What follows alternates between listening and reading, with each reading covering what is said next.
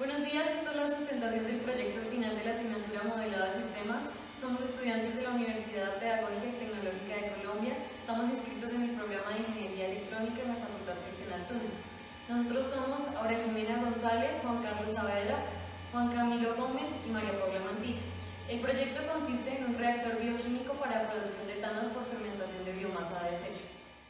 Empezando con una contextualización acerca de los conceptos importantes para la realización del proyecto, tenemos en cuenta que un reactor es un recipiente dentro del cual ocurre una reacción química, entendiendo una reacción como el proceso en el que unas sustancias se transforman en otras.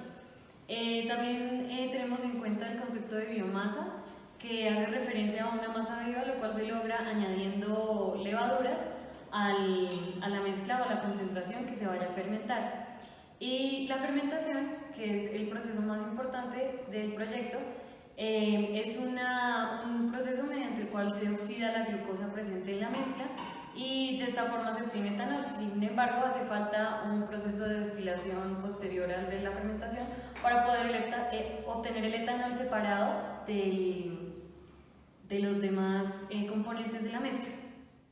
La biomasa seleccionada para la realización de nuestro proyecto es el mango. En un principio se tuvieron en cuenta 3 tipos de productos, los cuales son el maíz, la uva y el mango. El mango fue seleccionado debido a su gran cantidad de grados Brix, porque se tuvo en consideración de que los grados Brix influían en la obtención del etanol. Sin embargo, a través de las pruebas realizadas con estos 3 tipos de productos, se pudo determinar que el maíz posee una mayor cantidad de porcentaje de etanol posterior a su destilación. Y de esta forma podemos determinar también que los grados Brix no influyen en la obtención del etanol. Este es nuestro reactor. Es un reactor tipo H discontinuo. Fue construido en acero inoxidable para evitar que las impurezas del material afectaran la mezcla que se está fermentando. Tiene unas dimensiones de 37 centímetros de alto, con un cilindro de 30 centímetros y 10.25 centímetros en diagonal para el cono cortado. En total tiene un volumen de 16.510 centímetros cúbicos. Fue construido también con estos cierres para que pueda tener presión dentro del tanque. De igual forma tiene unos empaques en ambas tapas. Tiene 2 tapas. La tapa superior, en la cual está puesto el agitador para tener una mezcla uniforme. Ese es el agitador, que también está construido en acero inoxidable para evitar de igual forma la añadidura de impurezas a la mezcla. En este momento tenemos una mezcla de mango. En la parte inferior, en la otra tapa que también se puede retirar, de igual forma se tiene un empaque y seguros para que sea de forma hermética. Tiene también una rejilla para que pueda escurrir la mezcla cuando se termine. Nuestro reactor consta de diferentes partes. Una de ellas, la que es la más importante, es la camisa térmica, que permite que se mantenga una temperatura interna en el reactor, la cual es de 30 grados según la fundamentación teórica realizada, que es la temperatura óptima a la que se favorece el crecimiento de las levaduras. Asimismo, se pueden destacar 2 partes del proceso, las cuales son el crecimiento y la producción de etanol. En la primera, se requiere que el sistema esté oxigenado, lo cual se realiza mediante este oxigenador que cuenta con un medidor de flujo de aire para saber qué tanto aire le está ingresando al sistema. Esto se realiza durante los 3 primeros días desde que la mezcla se pone a fermentar, porque es el tiempo en el que las levaduras presentan un mayor crecimiento poblacional.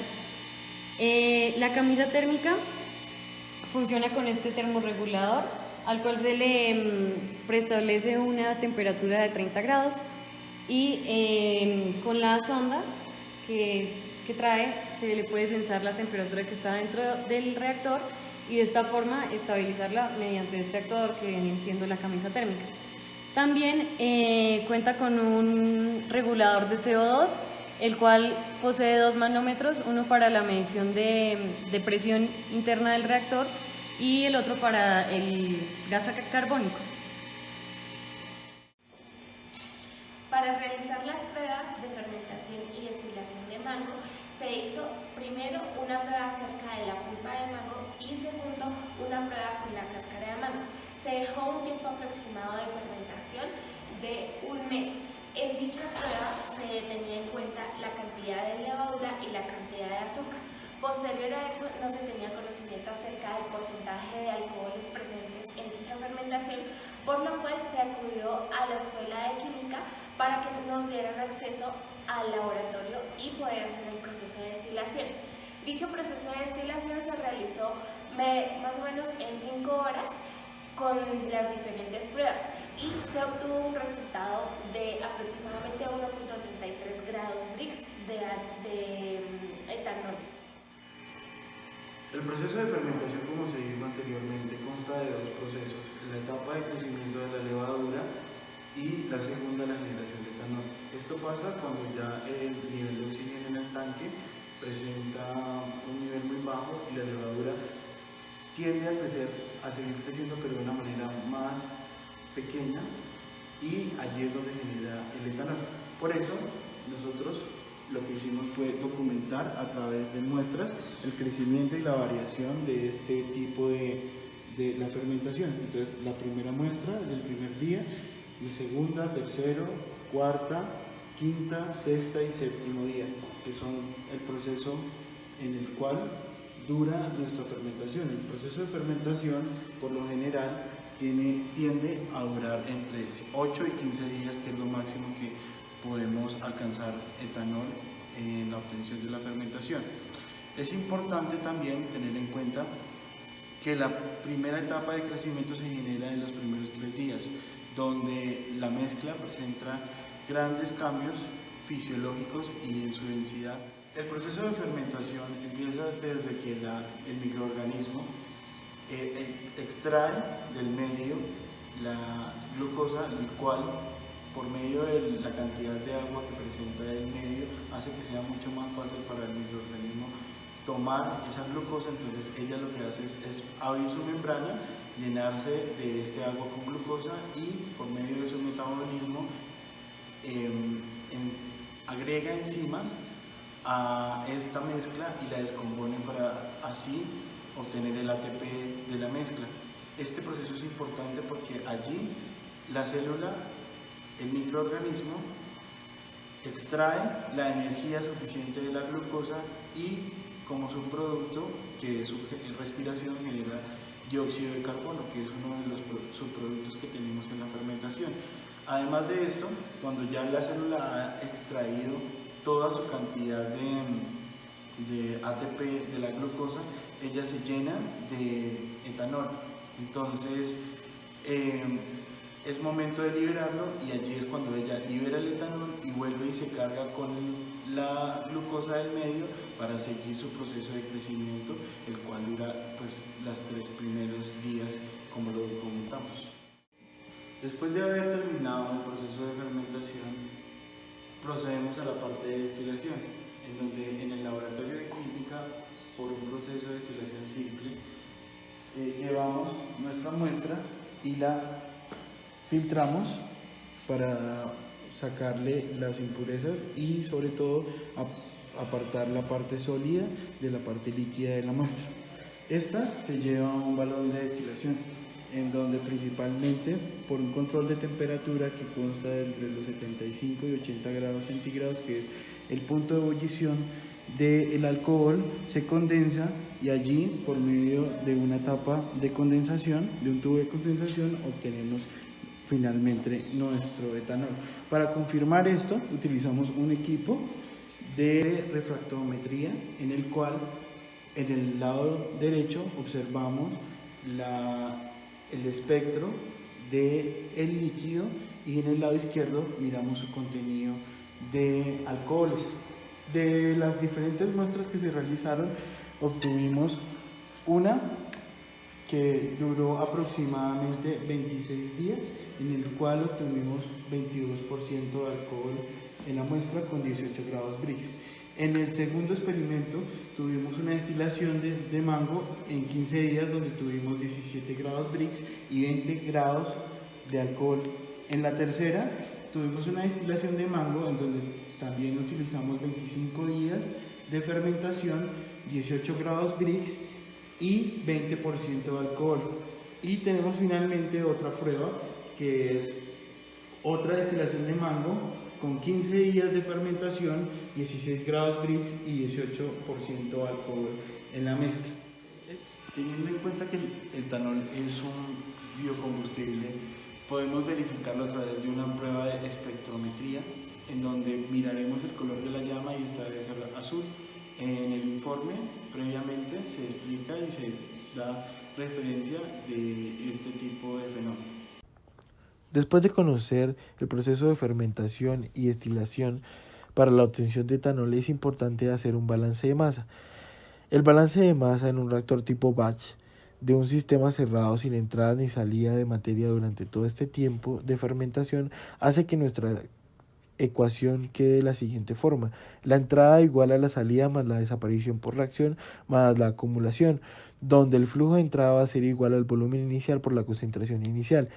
Estos parámetros van a estar previamente definidos, puesto que ya hemos hecho pruebas, como anteriormente se menciona, con diferentes cantidades para definir la concentración adecuada para la fermentación. Ya tenemos la cantidad de agua, azúcar, levadura y pulpa de mango, pues previamente definidas para este tipo de reacción. Entonces, todo esto se hace un todo y el reactor se ve como un todo, y la entrada va a ser igual entonces a Fa sub 0 por 1 menos XA, esto va a ser la entrada, y la salida en moles de tiempo va a ser igual a Fa sub 0 por 1 menos XA. Todo esto con una premisa de que, como hay muchas características que van a estar previamente definidas y van a estar ya parametrizadas, ya tomadas de un valor exacto, va a hacer que nuestra ecuación solamente tenga una variable, que va a ser la variable de cambio de nuestro sistema, y esta va a ser la temperatura, puesto que es la que más influye en el crecimiento y la fermentación, debido a que nuestras levaduras necesitan estar en una temperatura para producir la fermentación, y si se sube y si se baja, van a tener diferentes comportamientos, por lo que también es ideal definir que nuestro volumen va a ser lineal y nuestra reacción va a ser de primer orden, puesto que las concentraciones ya están previamente definidas.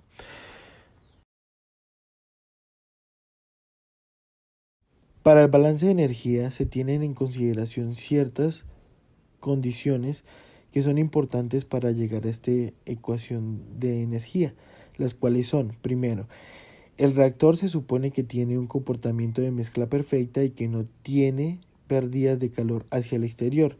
Segundo, el calor debido a la mezcla y agitación es despreciable. Tercero, el calor específico y densidad son constantes. Y cuarto, la variación de volumen del contenido del reactor es despreciable para el tipo de reactor discontinuo que estamos manejando. Entonces, así, la ecuación general del balance de energía queda de la siguiente forma: el cambio en la cantidad de energía obtenida en el sistema va a ser igual a la cantidad neta de energía transferida a través de las fronteras en forma de transferencia de calor, más la cantidad neta de energía transferida desde el sistema a través de las fronteras en forma de trabajo, más la energía liberada en forma neta por la reacción química dentro del sistema. Todo esto para llegar a la ecuación de masa, y que se usa una camisa térmica que va a ser la que controle la temperatura en el reactor, y que el volumen de la masa reactiva es constante. Se tiene que, entonces, la ecuación queda, entonces se tiene que la relación de cambio de la temperatura va a ser igual a la entalpía por la constante de velocidad de reacción por la concentración del reactante por la concentración del reactivo sobre la densidad por la capacidad calorífica, menos el calor transferido sobre el volumen por la densidad por la capacidad calorífica.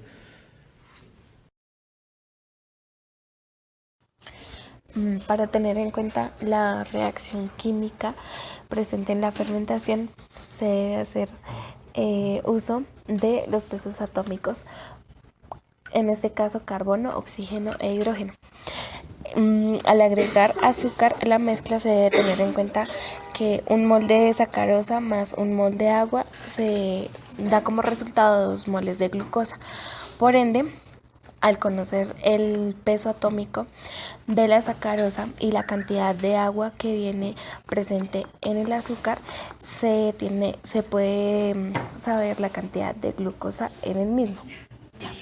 Al saber que la reacción de la glucosa tiene, por ejemplo, en sacarosa tiene 12 moles de carbono, 22 moles de hidrógeno y 11 moles de oxígeno, se multiplican el peso atómico de cada uno por la masa molecular y de ahí se obtiene la cantidad de sacarosa. Posterior a esto, se debe remitir a la relación de la cantidad de mililitros con respecto a la cantidad de gramos, es decir, 1000 mililitros es equivalente a 1000 gramos o es equivalente a 1 litro. Sabiendo esto, se sabe que 160 mililitros de agua son 160 gramos. Por lo tanto, el número de moles presentes en el agua sería la cantidad de gramos de azúcar en la mezcla son 30 y la cantidad de gramos sobre mol a partir de la reacción química son 171.09. Así pues, la cantidad o el número de moles serían 0,17 moles. Asimismo se hizo con el agua. Posterior a esto, como tenemos un regulador de dióxido de carbono en el reactor, se sabe que para la obtención de etanol se debe censar aproximadamente 450 partes por millón. Al hacer la conversión, eso serían aproximadamente 0,45 gramos.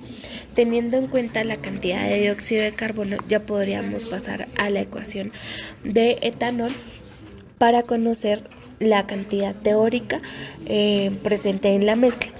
Por lo tanto, al hacer la relación, se obtiene que teóricamente son 9,90 gramos de etanol con 30 gramos, a partir de la mezcla de 30 gramos de azúcar, 160 gramos de agua y 200 gramos de mosto.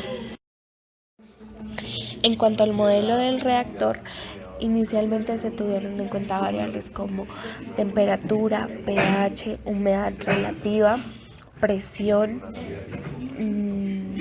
entre otros. Sin embargo, al hacer la investigación más exhaustiva, nos dimos cuenta que no hay necesidad de tener en cuenta todas esas variables, ya que se pueden considerar constantes. La única variable de interés es la temperatura. Por lo tanto, al ser nuestro reactor de tipo batch discontinuo, encontramos que la relación de cambio de temperatura es igual a la diferencia de temperatura del ambiente con la temperatura de la camisa, y esto factor del coeficiente térmico multiplicado por el área de transferencia de calor. Además, se debe tener en cuenta el efecto de la masa térmica de la pared del reactor, donde la masa térmica de la pared del reactor es igual a la masa térmica del calor, o sea, la capacidad de calor de la masa y la contribución del flujo del reactor. Así pues, derivando la temperatura con respecto al tiempo, se genera una ecuación de primer orden donde está implícita la masa, la concentración, el coeficiente térmico y el área.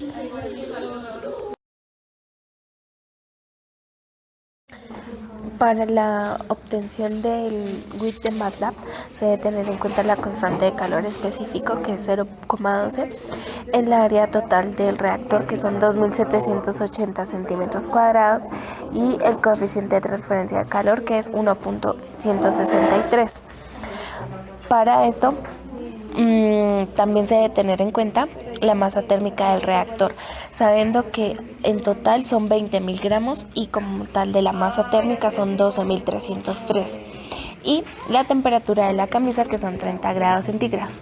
Como sabemos es que el modelo térmico es una ecuación de primer orden, se dan condiciones iniciales y un tiempo final para observar la gráfica.